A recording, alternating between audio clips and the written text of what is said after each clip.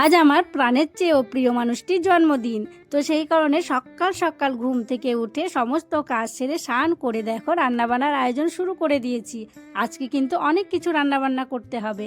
এদিকে দেখো উনুন ধরিয়ে কিন্তু অনেকটা রান্নাবান্নার কাজ এগিয়ে ফেলেছি। 5 রকমের ভাজা করেছি, আরও তো অনেক কিছু করেছি। তো সবটা তো বলা সম্ভব নয়, চলো এক এক করে সব রান্নাবান্না করে নিই। আর এই প্রথমবার বরের জন্য এত কিছু করতে পেরে খুব ভালো লাগছে। আর সত্যি এত বছর আমাদের বিয়ে হলো, 7 বছর হয়ে গেছে আমাদের বিয়ে হওয়া, মানে এরকম সাজিয়ে গুছিয়ে ওর জন্মদিনে কখনোই দেওয়া হয়নি, এটা প্রথম।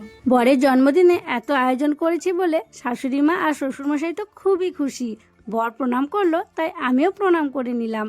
আর প্রণাম করার পর শাশুড়ি মা দেখো আমাকে আশীর্বাদ করেই যাচ্ছে। আবার আশীর্বাদ করলো ধরে একটা দেখো কিসও করে নিল। সত্যি আমারও খুব ভালো লাগলো, আর শাশুড়ি মা তো খুবই খুশি হয়েছে। তো যাই হোক, রাত্রে রান্নায় ছিল লুচি, পনির, মিষ্টি আর পায়েস। তো চলো